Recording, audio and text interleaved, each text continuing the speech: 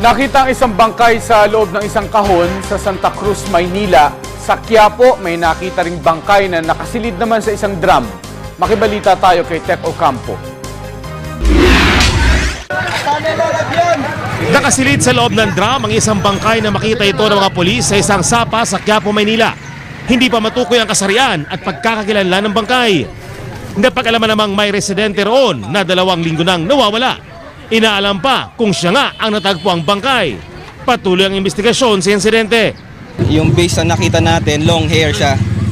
Long hair. Kumbaga hindi na siya makilala dahil bloated na yung katawan. Wala na tayong identification marks na makikita dahil magambagana yung katawan.